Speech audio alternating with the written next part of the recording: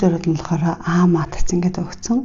Матрицын тодорхойлогч ингэж тэмдэглэвэл А матрицын тодорхойлогчийн 10 зэртийг болоорой гэж. За тэгэхээр одоо эндээс бүгдээрээ А матрицын тодорхойлогч болчих. Тэгэхээр 6, 5, 4, 3.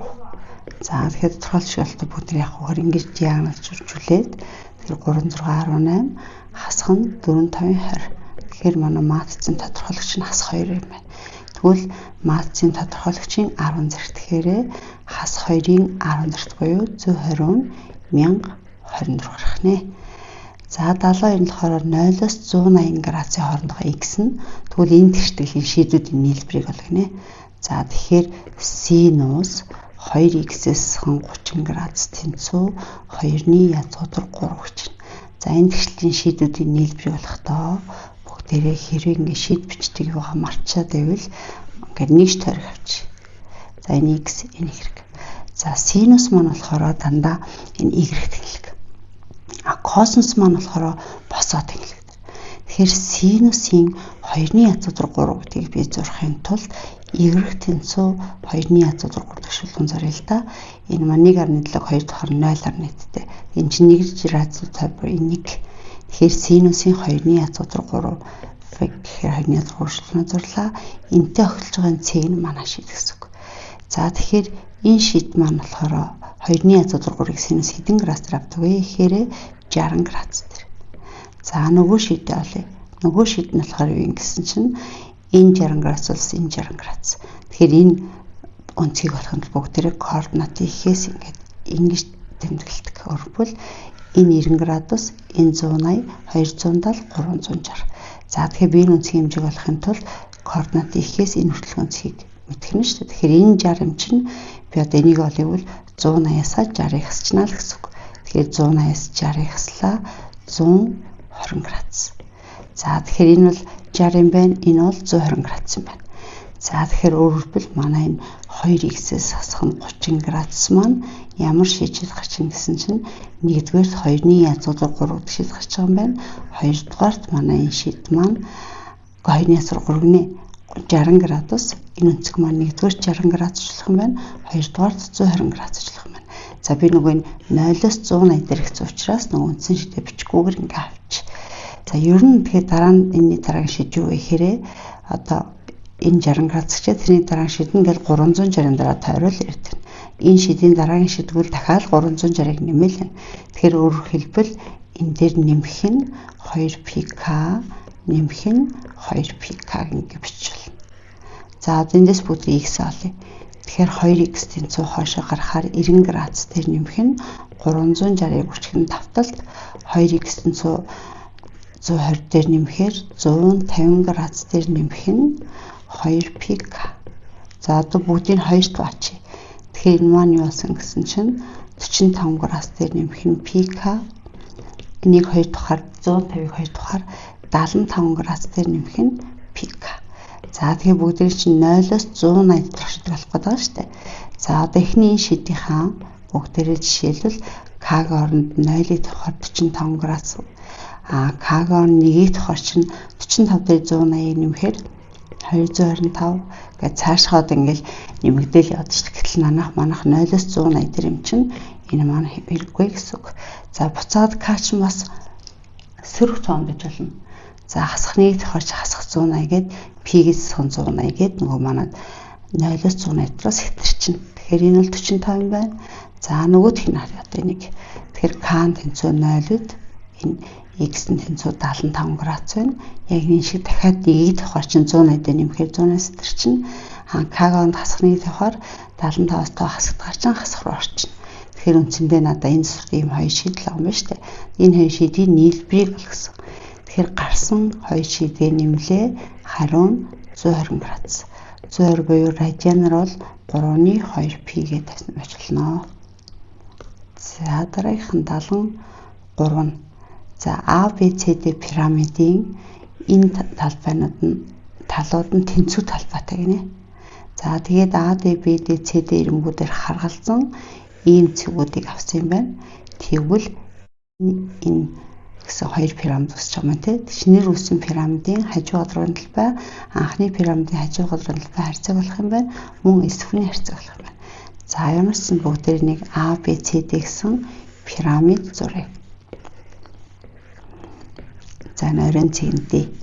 За тэгээд надад энэ юу гэсэн бэ гэж пирамидын А, Б, Д.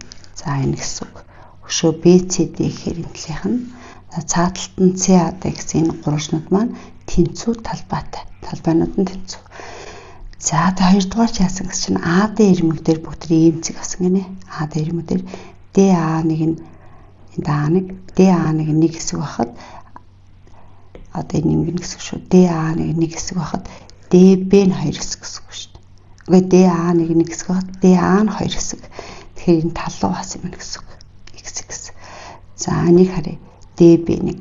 Өөрөлд би Д, Б нэгийг харьцхан Д, Б нь 2-ыг харьцхан 5 юм бол Д, Б нэгээ 2-ыг гэвэл Д, Б нь 5 гэдэг байгаа л гэсэн үг тий. За одоо бүгд Д, Б ирмэг дээрээ Б нэг цэг авъя. За нэг Б нэг цэг. Тэгсэн чинь энд 2-ыг рүүхад бүтнээрээ болохоор 5-ыг ирэх юм шин. Тэгэхээр энэ үлцээс нь болохоор 3-ыг ирэх юм байна. За даа нь болохоор яасан гэж ДЦ ирмэг дээрээ цэг авъя.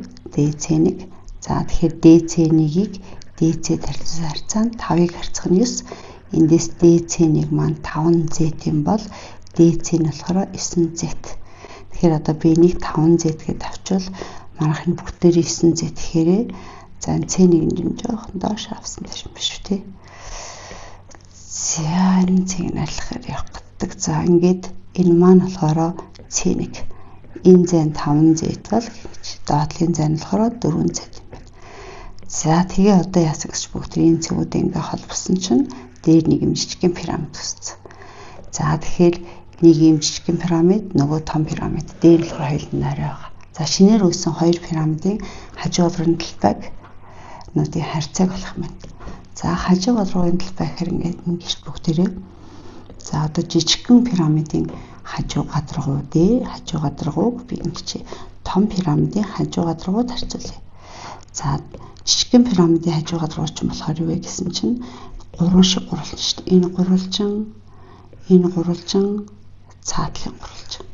За тэгэхээр өөрөлдвөл юу гэсэн үг хэрэг D, B1, C1 гурвалжин өшөө D, A1, B1 гурвалжин. Цаатлынх нь D, A1, C1, B1 гурвалжин тий. За энэ юун дөрөөр олчих D, A1, C1 шүү. B1 гэж байна. D, A1, C1. За энэ гурван гурвалжин талбайны хэлбэрийг бүгдээрээ том пирамидынхаа хажуу гадруудын талбайны хэлбэрт хуваана. Гэхдээ надад штэ том пирамидын хажуу гадрууд нь адилхан гэсэн шүү. Тэгвэл би гурван ширхэг А, Б, Д ч юм ингээ авчих гурлаа адилхан чинь хооронд нэмээд энийг олно гэсэн. За тэнгуүтээ одоо бүгдээ энийг гişүнчлэн хуваачих. За гурны нэгээ бүр хаалтнаас гаргаж чад. Одоо би D, B1, C1-ийг хуваах нь энийг тавих гэж байгаа. Гэхдээ би энийг тавихтаа байна штэ. D, B1, C1-ийн дооруулах зүйл юм чинь энийг авч D, B, C гурны талбайг авч A, B, D-ийн тэнцүү юм чинь B1, D, B, C-г авчи нэмэх нь D, A1, B1 гурны талбайг харьцах нь A, B, D маань байж болох юм байна. Сүүлийнх нь D, A1, C1-ийг хуваах нь би энийг A, B, D-ийн хооронд яг энийхэн харгалзах D, A, C гэсэн том гурны тавьчих. Гурал адилхан юм чинь аль нь ч байсан болно шүү дээ. Талбайгаараа тэнцүү. Тэгэхээр D, A, C. За тэнгуут одоо бид нэг их хайтах хүмүүс гэдэг наа тий. За жишээлбэл би гурван гурвалжин анчид зурнаа. Надад одоо ямар гурвалжнууд үүссэн гэхээр нэгдүгээрх нь юм гурвалжин, хоёрдугаарх нь болохоор энд нэг юм гурвалжин, дараах нь дахиад нэг гурвалжин. Гуруула дээр. За тэгээд энд нь болохоор BC, хоёр дахь нь болохоор энд нь AB, сүүлийн энд нь AC. За гурван хажуу талсаа би ингээд гурвалжны тус туссан зурцсан гэсэн үг шүү дээ. За DB дээр бүгдээрээ ямар цэг авсан бэлээ гэсэн чинь DB дээр энд B1 цэг авсан байна. Гэхдээ энэ нь 2 эрэг 3 эрэг болохоор. DC дээр бүгдээрээ ямар цэг авсан бэлээ гэсэн чинь энэ 5Z 4Z байхаар. За ингэж зүтсэн баг гэсэн үг шүү. За DA дээр болохоор ямар цэг авлаа гэсэн энэ маань дундад цэг гэсэн A1. За DB дээр болохоор энд юу байсан гэсэн чинь B1 нь энд 2 эрэг энд 3 эрэг. За би таад ойлгуулахын тулд нэг бүснэ гэд гурвалжны тусдан зурчих. За DA дээр болохоор дундад x шүү дээ. Энэ бол x. За DC дээр болохоор бүгдээ 5z 4z гээд ингээд c1. За ингээд 3 гурвалжинд хувааж чадаа шүү дээ. За одоо бүгдээ харъя. Одоо энийг харъя. Өөрөөр энэ гэсэн үг шүү дээ. Тэгэхээр энд би энэ оройтох өнцөг нь энийг би альфа, энийг бета, энийг гамма гэж. За одоо энийг өргөжлүүлж бичихдээ би юу гэж бичих гээд байгаа вэ гэхээр одоо энэ гурвчны талбайг том хүчний талбай тарьцсан харьцаа очин тул жижигхэн хүчний талбайгаа болохоор би DB-ний хажуу талын DC-ний хажуу талаар үржүүлээд хооронд өнцгөн синус өржлөөд 2 тооног тавьчих. За тэгвэл яг одоо би доор нь том хүчний талбайгаа тавихтаа DB хажуу талыг нь DC хажуу талаар үржүүлээд хооронд өнцгөн синус өржлөөд 2 тооч. Тэгэхээр яг хөө эдгээр нь хураагдаад маань талуудын харьцаа нь өгсөн болохоор гоё гарч ирэх гэдэг байхгүй. За дараагийнх нь бас яг адилхан энэ хажуу талыг өрчүүлээд хооронд синус өржлөөд 2 тооч. Тэгэхээр би DB1-ийг DA1-ээр өрчүүлээд хооронд синус өржүүлээд 2 тоо. Яг томьёогоо болохоор DB-г DA-гаар өрчлөөд хооронд синус өржүүлээд 2 тооч. За 3 дахь болохоор яах юм гэсэн чинь DC1-ийг DA1 шүү. DA1-гээр өрчүүлээд хооронд синус гаммаар өрчлөөд 2 тооч. Яг энэ шиг хараалцах том талын DC-г DA-гаар өрчлөөд хооронд синус гаммаар өрчлөөд 2 тооч. За тэгэхээр одоо надад юу болох юм гэсэн чинь энэ синусуд нусчихж шүү дээ. Тэгэхээр одоо би нөгөө шууд өгсөн юм бичиж болно. DB1-ийг DC тарьцуулсан. Эсвэл эндээсээ DB1-ийг DC тарьцуулсан. Ингээд DB1-ийг DB тарьцуулсан харьцаагаад энэ инженеэрсээ бичиж явуулна. Эсвэл өгсөн юм шууд тавьчих. Энэний он би одоо 6 сар бол DB1-ийг нь 2 байхад DB нь 5y гэсэн үг шүү дээ. DC-ийг нь 5z байхад DC нь 9z. За нэмэх нь за энэ харьцаа юу юм гэж DB1-ийг нь болохоор 2y байхад DB нь 5y. DA1-ыг нь x байхад DA нь 2x. За DC-ийг нь 5z байхад DC нь 9z, DA1-ыг нь x байхад DA нь 2x. За ингээд бүгд хураагдсан. Эдгээр нугасаа бид өгөгдсөн байсан л да харьцаа. За x хэрүүд нустна, энэ бас 5-д нустаад эхнийх нь бол 9-ний 2 юм байна. Дараагийнх нь x нустаад 2 нь хураагдаад 5-ны 1 юм байна. Сүүлийнх болохоор z x нустаад 18-ны 5 гарах юм байна. За одоо энэ 3 нэмнэ л гэсэн үг. Тэгэхээр 3-ны 1-ийг үрчгэн. За ямар хуваар ижил хуваар өгөхөр гэхээр энэ дээр болохоор 10-ыг өгöd 90 болох ч бүгд. Энд 18, энд 5-ыг өгч. Тэгэхээр манай ирэх байна 90-ний 20 дээр нэмэх нь 18 дээр нэмэх нь 25 юм байна. Тэгэхээр эн чинь 270-ны за энэ дээр байгаа 3 нэмнэ. 20 дээрээ 18-ыг нэмээд тэгээ 25-ыг нэмчихээр 63 гарч байна. За тэгсэн чинь энэ хоёр маань хоёлаа ямарсан 9 тухайх юм байна. 9 тухайхаар энэ чи 7, 9 тухайхаар 30 болж байна. Тэгэхээр хариу нь 30-ны 7 юм байна. За тэгэхээр одоо надад хажуу гадрын талбай харьцаа нь 30-ны 7 буюу энэ 7, энэ 30 юм шүү дээ. За одоо дараа нь юу болох юм гэсэн чинь эзлэхүүнтэй харьцаа болох гэсэн. За одоо би энэ дээдлийн гурвалжны эзлэхүүнийг том эзлэхүүнд харьцуулсан харьцааг олно гэж байна. Тэгэхээр би одоо энэ тохиолдолд ингээд авчээ. Заавал энийг пирамидын суурь болгож албагүй шүү дээ энийг. За тэгэхээр би одоо энэ дээр болохоор суурийг аль гэж авах вэ? Энийн суурь нэг авчээ. Нөгөөдөгт нь энийн суурь нэг авчээ. Тэгээ ясгаж энэ суурийн бол энэ оройгоос ишнийг өндөр буугаад энэ оройгоос ишнийг буусан өндөр. Тэгэхээр одоо өндөрдийн харьцаа нь мэдгэж гэсэн үг. За тэгэхээр би одоо инглиш шүү. Энэ дээдлэлт нь бичиж. За энэ дээрээ энийг 6 авч яагаад дээдлэлт нь за энд бичнэ. Тэгэхгүй бол доор нь цаг болцсон. За одоо бүгдийн жаасан гэсэн чи энийхээ эзлэхүүний харьцаг олох гэж байгаа. За тэгэхээр би одоо суурийг энийгээ авчихна шүү. За одоо би жижигхэн эзлэхүүнийг том эзлэхүүнээс харьцаг олох гэж байгаа. Жижигхэн эзлэхүүний суурийн талбайг буюу одоо энэ DB1 C1 талбайг тийшээ бус өндрөөшлөд өндөр нь хаана болох гэж энэ цэгээсээ энэ газар буусан энэ ямас нэг нь хэрэг юун дээр л боссон. Энэ тас дээр л боссон. Энэ жижигхэн өндөр, энэ том өндөр шүү заа. За тэгэхээр энийг тийшээ бус өндрөөр нь үржүүлээд 3 тугана. За том эзлэхүүн олё гэхээр энийг би суурьгээд авчих штеп. Тэгэхээр өөрөвл яах вэ гэхээр DBC урагшны талбайг тийшээ бос өндөр хаашаа өрчлөөд 3 дугаач. Энэ хоёр хураагдчихнаа.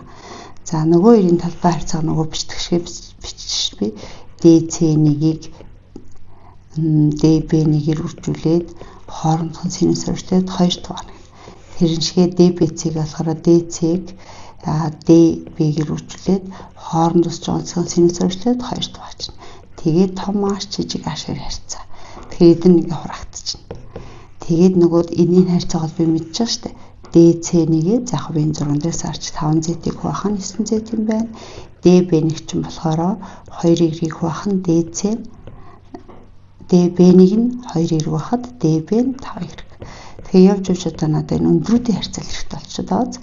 Z-тэгээ Y-ийг тоосон 5 дахь чинь 9-ний 2-ыг өрчих нь өндрүүдийнх нь харьцаа. Тэгсэн чинь өндрүүдийн харьцааг би одоо энд явах нэг тусна ингээ харуулъя. Одоо энд манай нөгөө А1 байгаа шүү дээ. Энд D байгаа, энд А байгаа. За энэ суурийг агуулсан гурвалжин гэжтэй. Тэгэхээр ийшээ суурилгаа өндөр болголаа, суурилгаа өндөр болголаа. Би энийг нааш, энийг том ашигтай шүү дээ. Гэтэл манай А1 чи яасан гэж энийг таллаа бас. Тэгвэл одоо би энэ дээдлийн гурвалжин маань энэ гурвалжин төсөөд шүү дээ. Тэгээд энэ талыг таллаа басан бооз. Тэгэхээр энэ жижиг ааш чинь манай том аашийн хувьд дундаж юм болж шүү дээ. Суурьтайгаа параллел суурилгын хагас буюу энэ хоёрын харьцаа маань 2-1 гэдгийг ингээд талчихна. Тэгэхээр эндээс 9-ний 2-ыг өчн том ааш, жижиг аашийг том ааштай байхаар яг тал нь буюу 2-1 байна. Тэгэхээр манай эсвүний харьцаа нь 1-ийг харьцах нь 9 буюу ингээд 9 дахин жижигхэн байна. За 74. За зураг төгсөн секторын ОБ-ийн 6. За энэ 6 юм байна. Тэгээд надаа ОЦ АЦ2 тэнцүү. ОЦ АЦ2 тэнцүү. Энэ дундад зэг юм биш. Тэгээд ОАБ нь болохоор 6-ны P буюу 30 градус. За будагдсан төрсийн периметр болно гэж байна. Тэгэхээр будагдсан төрсийн периметр гэхээр би энийг олоод тэгээ нэрмэг алж шүү дээ. Энэ гурийн нийлбэрийг болох юм байна. За тэгэхээр надад энэ радиус нь ОБ-ийн 6 гэдээ өгсөн байгаа шүү дээ. Тэгэхээр эн чинь 3-3-ыг хуваацсан байгаа. Тэгэхээр би одоо эндээс явах гэсэн чинь энэ юу болно? Нэг болох хэрэгтэй. Тэгээ номын уртыг олох хэрэгтэй. За аюутай ч гэсэн эхлээд AB номын уртыг олъё. AB номын уртыг олохдоо 2PR гэж тарихаа уртыг олоод 360 градус тугаад бүгдээр болохоор энэ яхасан 186 тухаар 30 градус харгалзах номын урт. 2P үчин радиус 6 гэдэг өгсөн 30 тухаар энд 12. Тэгэхээр 12-д нустаад энэ номын урт нь P юм биш. За одоо би CP-г яаж алах юм бэ гэсэн чинь CP-г олохдоо бүгдээрээ яач энэ зүг маань болохоор 30 градус байгаа. Тэгээд энэ 3, энэ 6 чинь косинусын теорем бичээд CP-г олчих. Тэгэхээр эндээс гурвалжин дээр косинусын теорем бичвэл CB талын квадрат нь OC квадрат дээр OB талын квадрат нэмлээ. Хасах нь 2-ыг 30-ыг нь OC-г 30 нь OB тэгээ хоорондох өнцгийнх нь 30 градус гэдэг. Ингээд CP-г олчихно. За тэгсэн манай OC нь 3 юм байна. OB нь 6 юм байна. Хасах нь 2-ыг 33, 36, косинус 30 нь 2-ны язгуудар 3. Тэгэхээр 9-ээр нэмэх нь 36, энэ хоёр хураагдаад 18 язгуудар 3. Тэгэхээр эндээс би CB-г олохоор яах гэсэн язгуурын дор 45-аас засах нь 18 язгуудар 3. За яг 9-ийг язгуур гаргаж болох юм байна 3. Тэгэхээр эн чинь 5-аас засах нь 2 язгуудар 3. За ингээд манай CB-г олцсон. Тэгэхээр манайх одоо периметрийг олох гэсэн юм чинь энэ төрсийн маань периметр юу болж таарах вэ гэсэн чинь периметр нь BCA эрчим дээрээ CB-г нэмээд тэгээд AB номынхаа уртыг нэмчихнэ. CA чинь болохоор бүгд 3 гэж мэдж байгаа. CB-г болохоор сайн дээр болсон тий 3-ыг үрчгэн 5-аас нь 2 язгуудар 3. AB ном болохоор бүгд энэ дээр P гэд болсон. Тэгэхээр хариу нь ийм гарах нэ. За тэгэхээр одоо би энд бүгдлэх юм нь байсан гэсэн чинь энэ маань сул тоо маань 3 байсан тий. Энэ 3 юм байна. Энэ 3 юм байна. Энэ болохоор 5-аас хасах нь C-ийн оронд бий өгөх гэсэн энэ 2 юм байна. За ингээд периметр болсон. За даанд хөл будагдсан төрсийн талбайг болно. Тэгэхээр бүгд эндээс болохоор яах юм гэсэн чинь секторын талбайнасаа энэ 30-ны талбайг л асаад өгч. За тэгэхээр одоо би яах вэ гэсэн чинь За 6 энэ доороо хийж яагаад нөгөө яаж хасж байгааг нэг харуулж тий. За одоо бүгд эндээс яах юм гэсэн чинь секторын талбайнаас саяныхаа юу хасчихнаа. Энэ арай биш байна. Нэг устгах. За тэгэхээр одоо эндээс бүгд эндээс юу болох юм гэсэн чинь энэ хар төрсөн талбайг олъё гэвэл секторын талбайнаас юу хасах вэ гэхээр энэ 3-ын талбай хасаад өгч байна. За сектор маань болохоор P хүчин радиусын квадрат тэгээ 360 градус туваагаад харгалзах 6-ны P буюу 30 градусаар өрчилчихнэ. За 30-ны талбай болохоор хоёр талыг нь хооронд тусах синусээр өрчлөөд хоёр туваачна.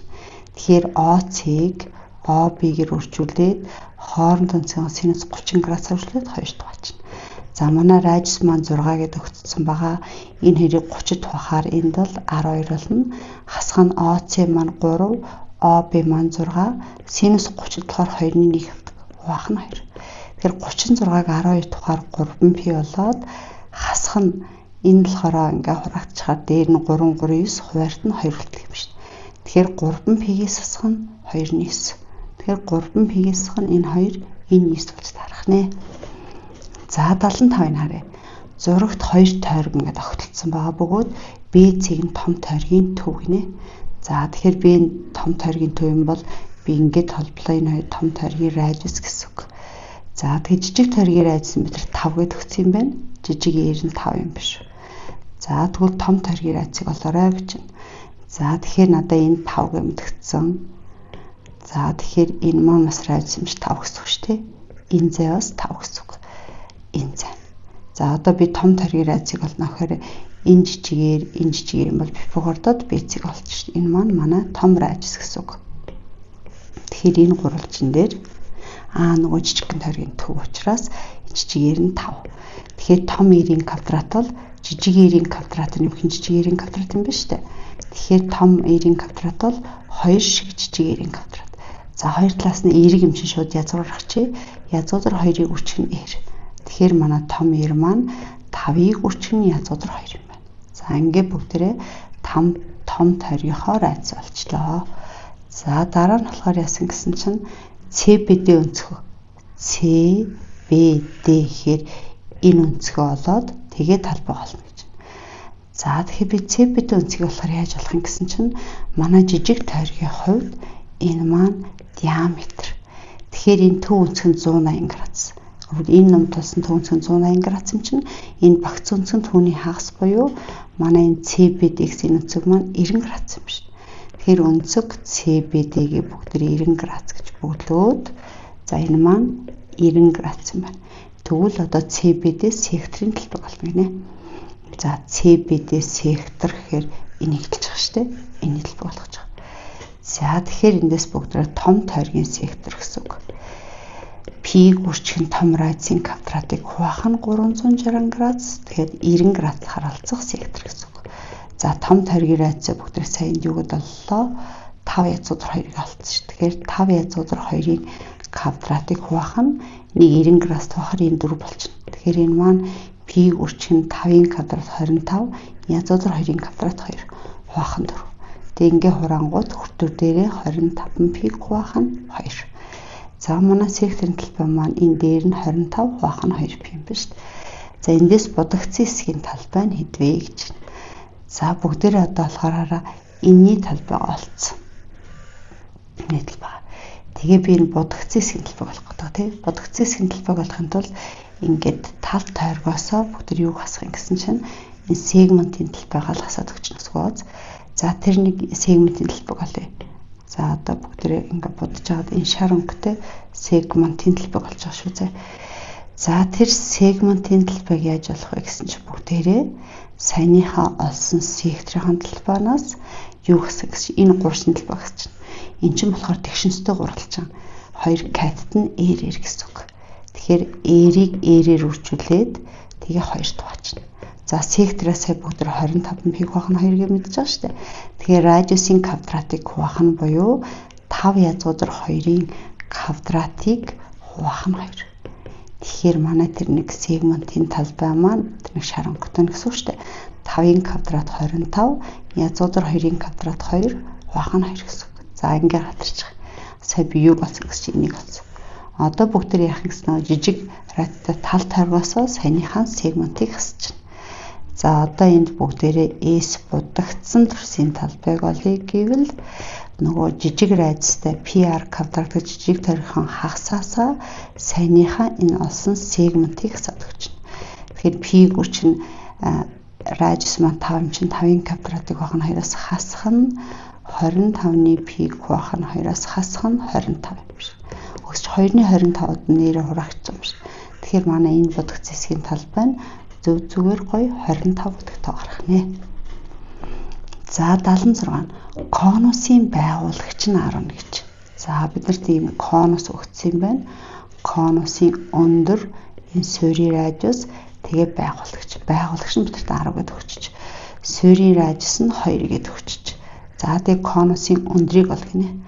За тэгэхээр конусын өндрийг олохдоо бүгдээрээ Пифагорд нь энэ гипотенузын квадратаас катийн квадратаас чинь L маань 10 гэдэг өгсөн, жижиг R маань 2-ын квадрат. 100-аас 4-ийг хасгаар 96 буюу манай H маань язгуудар 96. 96 маань болохоор 16 хүрчин 6 юм байна.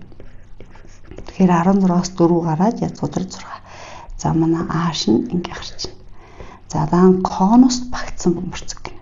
Тэгэхээр конуст багтсан бөмбөрцөг маань яаж харагдах вэ гэсэн чинь гурвалжинд багтсан тойрог шиг харагдаж штэ.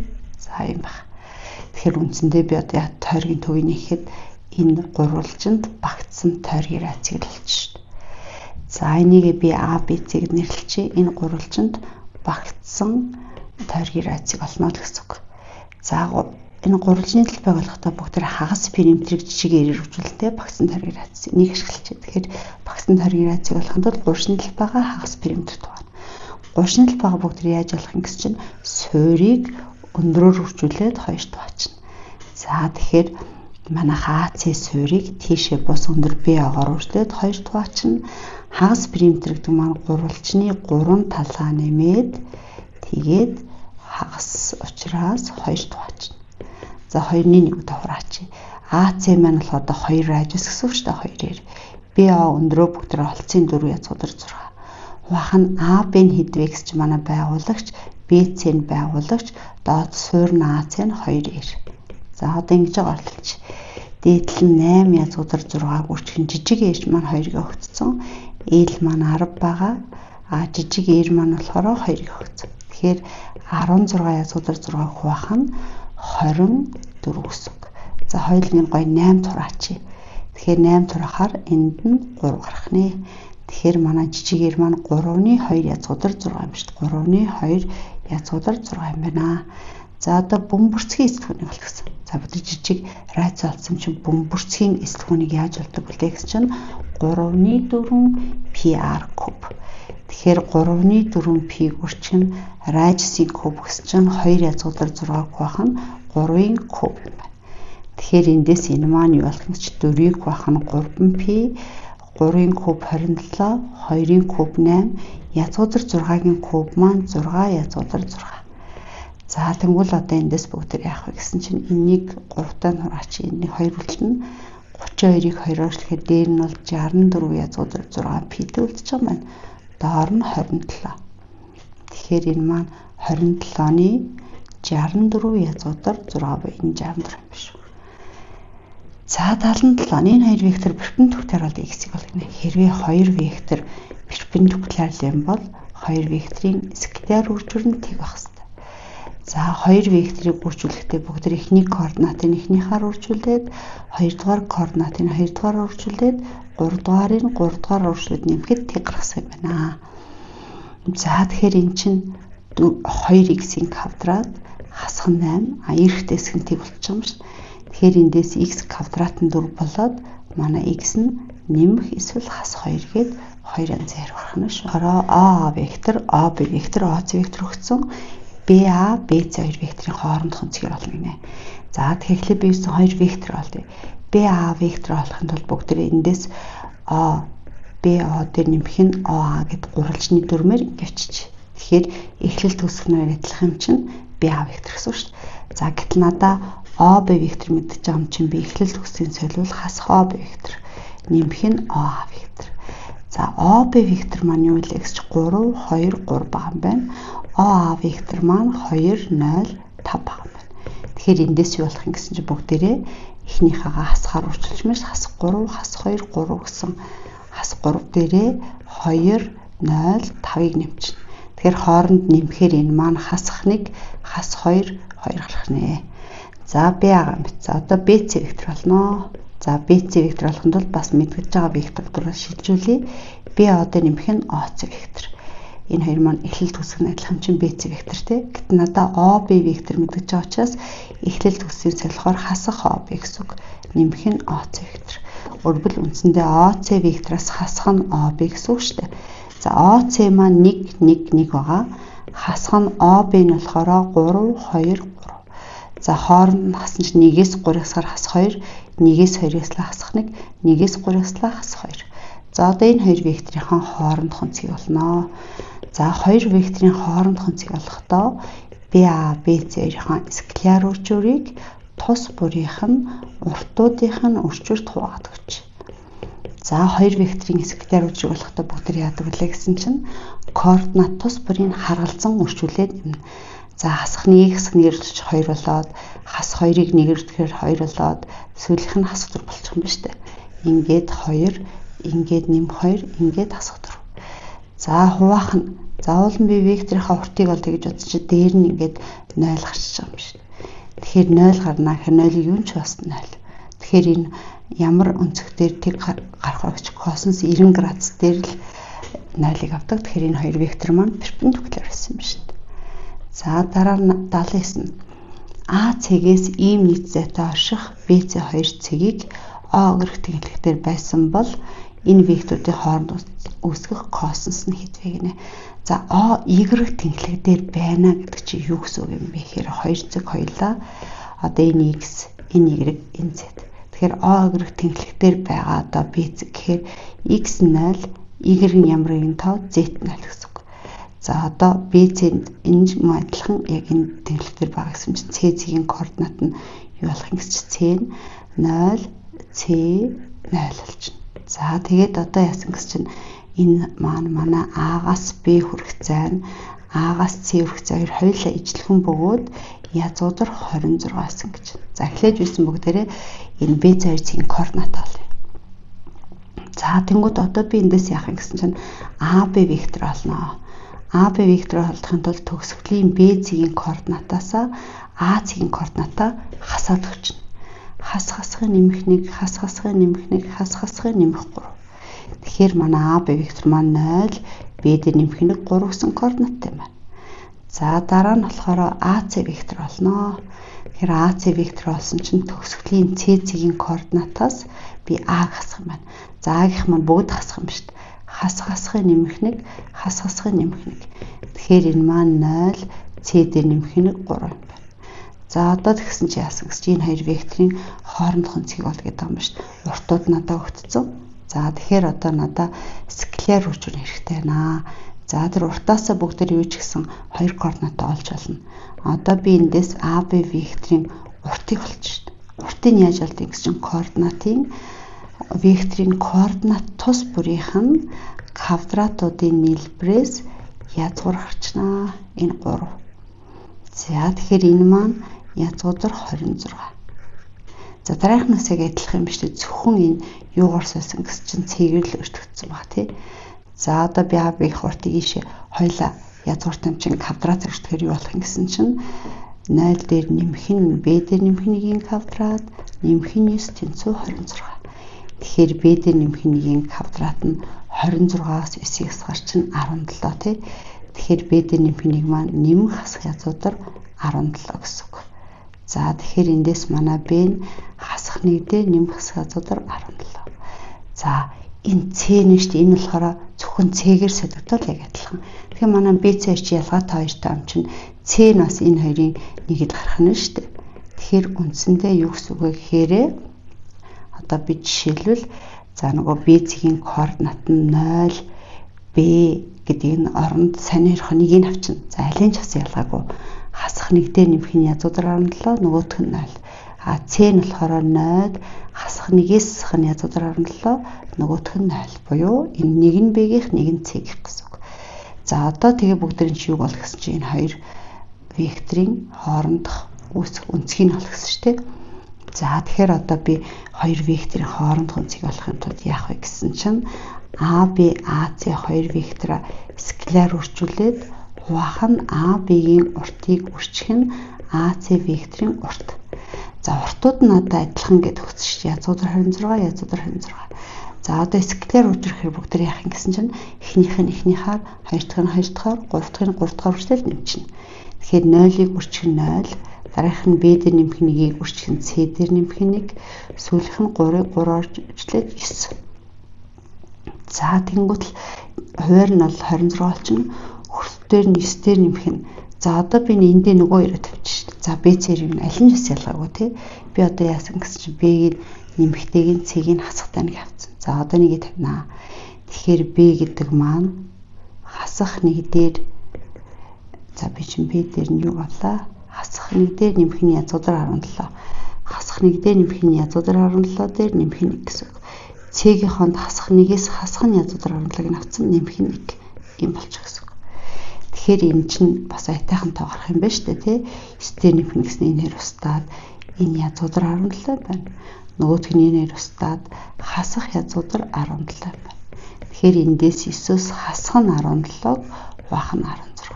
Тэгэхээр 9-өөс 17-г хасах чинь хасах 8-ыг хуваах нь 26. Манай энэ хоёр маань мохоо өнцөг үсгэж байгаа гэсэн юм шүү дээ. За хоёуланг нь 2 тавахаар дээр нь 4, доор нь 13. Тэгэхээр хоорондох цэнх косинус нь хасах 14-ний 13 байна шүү. Тэгэхээр энд олох юм нь косинусыг олоорой хоорондох цэнх онцгийг олоорой гэсэн юм байна шүү дээ. Тэгэхээр манайх чи яасан гэсэн чинь косинус маань энэ биш ээ.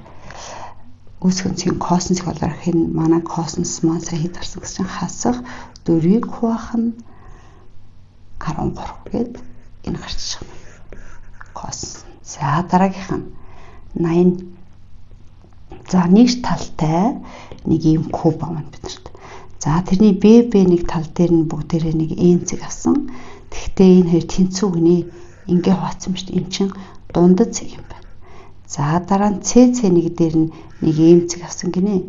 Тэгтээ энэ нь яасан гэсэн чинь энэ C1 m-ийг харьцах нь 2 m-c1 гэж. За энэ дээр ингэсэн баха да.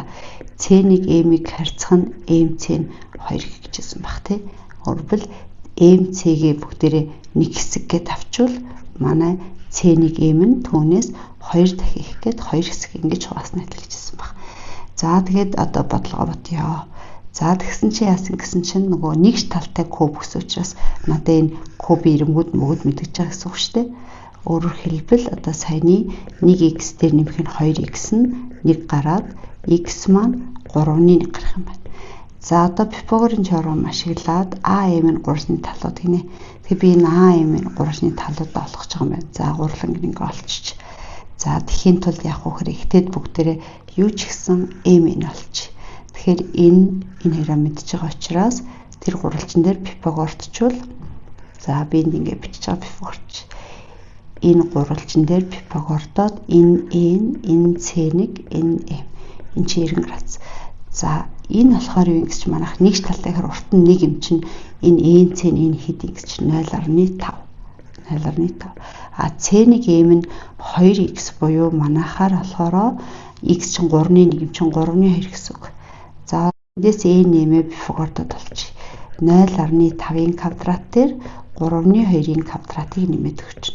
Тэгэхээр эндээс юу гарах вэ гэсэн чинь 4-ний 1 дээр нэмэх нь 9-ний 4 юм шүү дээ. За тэгэхээр энэ 9-өөр энэ 4-өөр өгч. Тэгэхээр энэ маань 36-ны 16 дээр 9-ийг нэмэхээр 25 болоод n маань гоё язгуургүй гарч байгаа юм шүү. 6-ны 5. За энэ маань энэ шүү. Тэгэхээр n нь 6-ны 5 гээд ингээ гарчиж байна. За энэ шиг am хоёрыг олгоно. За n-ийг олно. Нөгөө хоёр маань харин жоохон ажиллагаатай юм байна. За одоо энийг бүгдээрээ за би энэ 6 доор нь нөгөө авч агаад тайлбарч яад гэвэл энэ ч би нөгөө дахиад саяных шиг нэг Пифагордод гарчихгүй юм байна. Нилээд хэдэн Пифагор ашиглах шаардлагатай байгаа учраас энэ доор навчиж жагаад талууд олчихё. За одоо яасан гэсэн чинь манайх энэ маань энэ дээр. За одоо бид нар энийг олмоор. Энийг яаж олох юм гэсэн чинь би суурийнхаа квадратын диагоналыг зурж байна. Тэгээ манайх нэг талтай чинь нэг байгаа шүү дээ. Нэг байгаа. Энд 90 градус. За одоо би Пифагордод юу ч гэсэн АЦ-ыг олж. АЦ квадрат маань 1-ийн квадрат нэмэх 1-ийн квадрат. Тэгэхээр 2 болоод манай АЦ диагонал нь язгуудар 2 юм байна. За энд 90 градус. X-ийг бүгдрээ олцсон баг шүү дээ. X-ийг 3-1 гээд. За энэ Пифагордод АМ олж. За АМ маань орбол энэ хоёр мэдгэж байгаа энд 90 градус Пифагордод АМ олно. Тэгэхээр АМ гэдэг бол АЦ квадратын нэмэх нь МЦ квадрат. Тэгэхээр АЦ квадрат нь 2 болоод МЦ нь 3-1 квадрат шүү дээ. Тэгэхээр эндээс юу болох юм гэсэн чинь 2 дээр нэмэх нь 9-1 болоод хариу нь 9-ний 18 19 болж байна. Тэгэхээр 9-с чи язгуур 3 гараад язгуудар 19. 3-ны язгуудар 19. За тэгэхээр маань 3-ны язгуудар 19 гарах юм байна. За одоо А1-ыг олноо. А1-ыг яаж олох юм гэж чи бүгдээр энийг олох гэж байгаа тийм үү? За тэгвэл би энд хажуу талын энэ диагоналыг татчих. За тэнгуут манай энэ гэж хажуу талын диагонал маань энэ ирмэгт перпендикуляр. Тэгэхээр би энийг 0.5 гэж мэдж байгаа. Энийг олж чадна. За энэ маань нэг талтай квадратын диагонал буюу манай энэ А1 Б1 шүү дээ. Энд чинь манай энэ суурийн диагоналын язгуудар 2-тай адилхан байхгүй.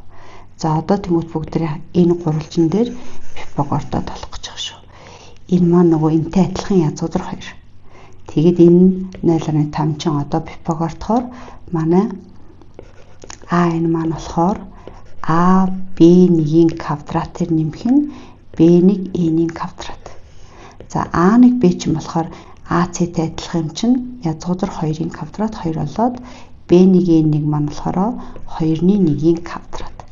Тэгэхээр энэ маань юу болох юм гэсэн чинь 4 дээр нэмэх нь 2 дээр нэмэх нь 4-ний 1 болоод чи 4-ний 2 дөрөв 8 9 гээд угоо язаас гарч байгаа юм байна. Тэгэхээр 2-ны 3 бахна.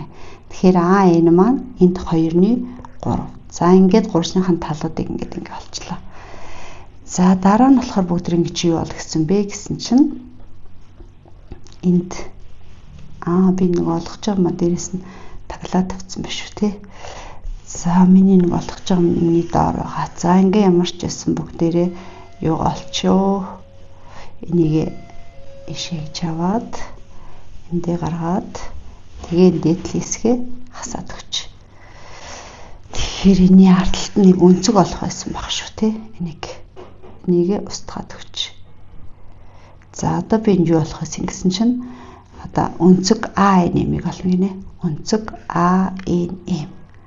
За АНМ гэдэг маань аль юм гэсэн чинь өнцөг АНМ гэд би одоо энэ өнцөг олох юм шиг. За тэгэхээр бол би саяныхан олсон талуудаа энэ ч зэгстэй тавьчих. За энэ гурвалжин АНМ. За АМ-ийг бүгдээрээ энд хэд гэж олсон. АМ нь язгуудар 19-ийг хуваах нь 3. АН маань болохоор 2-ны 3. За ЭНМ-ийг болохоор бүгдээрээ энэ хаана олсон гэсэн чинь ЭНМ маань 6-ны 5 гарсан байна шүү дээ. Тэгэхээр энэ маань 6-ны 5 гарсан байна.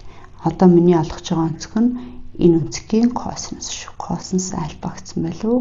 За яг косинус альфа л гэж. За энийг альфа гэдэг мэтлэлээр за энд одоо бүгдээрээ косинусын теорем бичиж. Тэгэхээр АМ талын квадрат нь АН-ийн квадратээр нэмэх нь НМ-ийн квадрат хасах нь 2-ыг үржих нь АН-ыг үржих нь НМ тэгээ хоорондынх нь косинус нь. За гэсэн бидэрт АМ маань өгөгдсөн байгаа 3-ны язгуудар 19-ийн квадрат АН гэдэг маань 2-ны 3 МН гэдэг нь болохоор 6-ны 5 тэгээд хасах нь 2-ыг үржих нь 2-ны 3-ыг үржих нь 6-ны 5 тэгээд хоорондынх нь косинус. Тэгэхээр маань 9-ний 19 тэнцүү 4-ний 9 дээр нэмэх нь 36-ны 25 хасах нь энэ хэрэг хураачи энэс 3 тувагчих юм. Тэгэхээр 2-ны 5-ыг үржих нь косинус альфа. Биднээс нэгэн олох систем болохоор энэ өнцгийн тийм косинусыг олцоход болох гэдэг шүү дээ. За энийг эмхэтгээ. Тэгэхээр 2-5 косинус альфагаа наашаа гаргаад за энэ хоёр дээр ижил хоёр өгчээ. Ийшээ 9-өр өгөөд энд бас 4-өр өгөөд нөгөө тийшээ гаргачих. Тэгэхээр 36-ны 81 дээр нэмэх нь 36-ны 25 хасах нь 36-ны 76.